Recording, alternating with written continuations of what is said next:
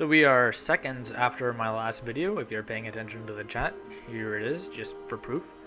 And we'll see if I disconnect when trying to get to my replays. So I'm going to show you this screen just in general because I think some people sometimes have some difficulty finding replays. So to find replays, you go to this little tab here. It says Chronicle. And then you come down here to replays.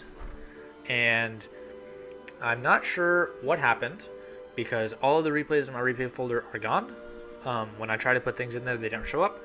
The only thing that has saved is the autosave, and I can't figure out where that file is. So what I think the most likely situation is that when the devs pushed open beta, or not open, the open stress test, when they pushed that, they moved the replay folder somewhere else, and I don't have access to it. So that's what I think happened. Hopefully I'll be able to figure out where that is and what to do about it. Otherwise, then I guess it's a bug. The only thing you can see are the autosaves. So that's what I'm going to show for you. It's not the ideal. I had a good 1v1 with a player named Cyber. I mean, good being a relative term, we both made mistakes, but I would like to show you that, and shout out to him who watches my videos. See, that's the benefit of playing with me, is you'll get shout outs and a little bit of fame, I guess. Am I going to disconnect while trying to watch this replay? It seems like we're heading in that direction.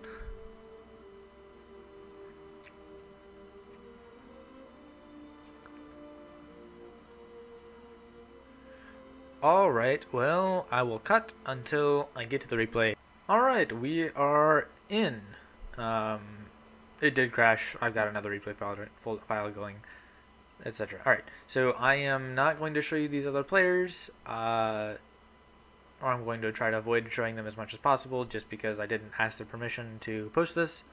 So here it is. We can see that I am playing blue, I think. I'm playing fire. My partner's playing nature. We've got shadow and shadow. And okay, you guys can see their names, but I'm not going to advertise them in any way or anything. So I go here for the well, and everybody else is going for the center. In this map, I guess there's different schools of thought. I for sure would not take double tier 2 immediately. So you can see my partner is rushing, and he's got upgrades, so that's cool. I may have some philosophical problems with using Tree Spirit, but that's, you know, it is what it is. He seems to be microing well-ish. He's looks like an experienced player. I should be spawning some more Sunstriders, but I kind of wanted to see how close I could get. I didn't feel like taking that wall and being mean. But I did force him to spawn some Forsaken, just in case. But yeah, so my main idea here is that I took a well, so I would like to... I should erupt here, but I didn't. Yeah, so I took a well, so I would like to proactively play my tier 1 while holding onto it, and yeah. So, but actually, since they both took tier 2,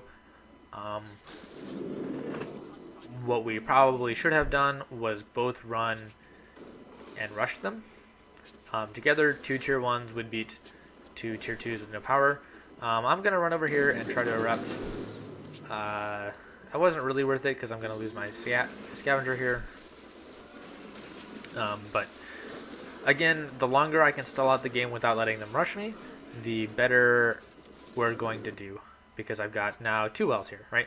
So what I really want to do is stall the game. He's building a tower. That's good for me. These Forsakens are frenzied, so I should run away. And I'm trying to do what I can to the Shadow Mage. Looks like the Shadow Mage will live. Yeah, that's all okay, because my team has 2 power wells, and they have 2 orbs. So we should be really thinking about tier 2. So that's what I'm doing. And I think I spawned a scavenger right here to go try and go tier 2.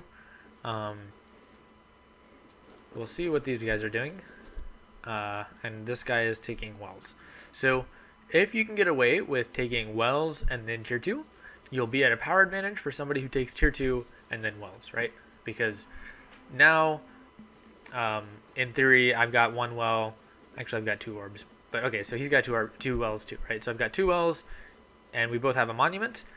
And I've been collecting from my extra wells for looks like about 100 power, right? So I should be at 100 power advantage, and not increasing, right? Because now we both gain steadily, right?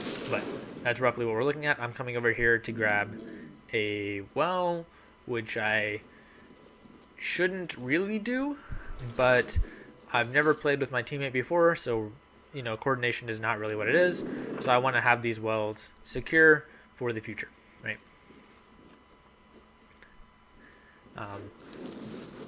Hopefully I get the root in time. Okay, yeah.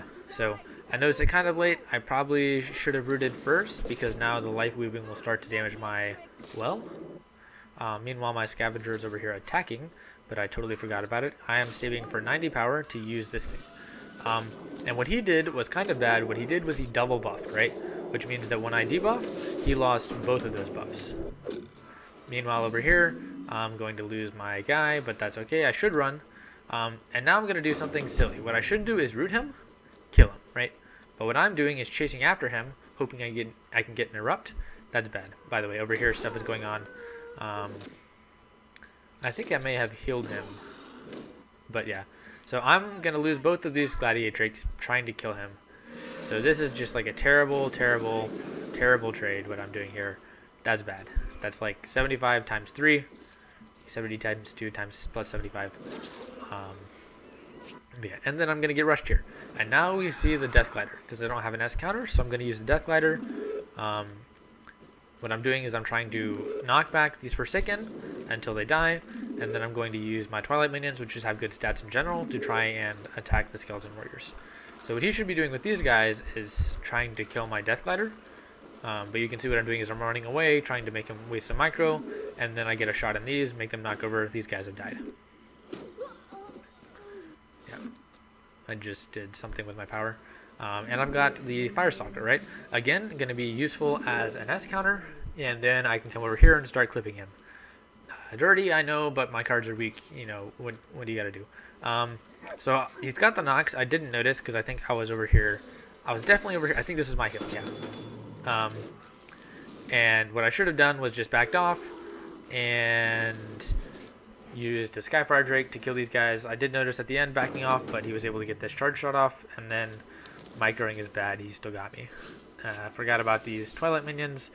Actually, I didn't really forget about them. I think I was trying to kill him, and yeah, anyway. My partner over here is doing well. And actually, yellow has taken more wells than me, which is a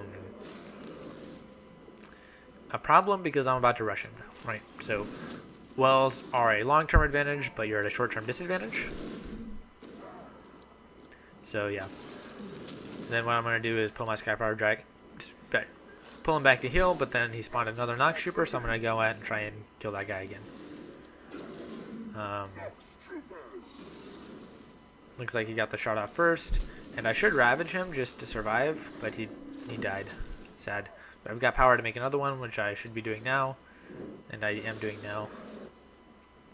And yes, I've got plenty of power right now. Looks like this attack failed. What I should be doing is spawning like a Vile Blood or something. Yeah, oh, he spawned Dark Elf Assassin, so that's where the Death Glider comes in to kind of knock them back. And I should be spawning a Vile Blood somewhere, sometime, to attack at another position, right? Because again, we're at the situation we talked about in the beginning, where he has more wells than me, so the longer things go on, the more of an advantage he gets. But I think this is going to fall, so that should be fine. He freezes, but it does fall, so this game is now over. Here's the Vile Blood. But actually, I can spawn another one, right? So I should spawn one and run this way, and send one that way. My partner's getting rushed, but Tree Spirits are super good, so he'll probably do fine. Unless our Harvester comes out. So then my job is to kill him before the harvester comes out, but partner's doing a good job here. And yeah, cool. I should ravage this guy. That's a card I've got in my deck. And my Vile Blood's over here doing stuff. So you can see in this deck I didn't actually use the Twilight Brute, but I'm not sure if I would have used Spirit Hunters either. So yeah, that's kind of the part in my deck that's up for grabs. You can also see tier 3 was not needed here, and the reason for that I would say is because Vile Blood and Firestalker, right? The combination of those two. I mean, like this, the Skyfire Drake and the Death Glider actually may have been the most used card for me in this game, in tier 2. No, it's probably the Firestalker, but I'd be curious if anybody wants to look at that and tell me. But yeah, Death Glider was I would say quite useful in this game, right? Okay, if the players were better, if we had charges, it would not be so useful, but in the state of the game as it is, it was useful, right? I should heal real fast, but I probably forgot about him. Yeah, he's standing there still. I probably forgot about him.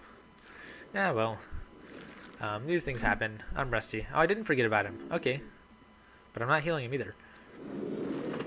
But yeah, so now we're playing kind of cleanup. Sorry if this was like less of a full... Oh, I was watching this while it was happening. It's interesting to see like the points where I was watching in game are the same points that I'm thinking about now. I should heal this guy. He's dead. He's gonna get killed by an orb. I should also erupt here.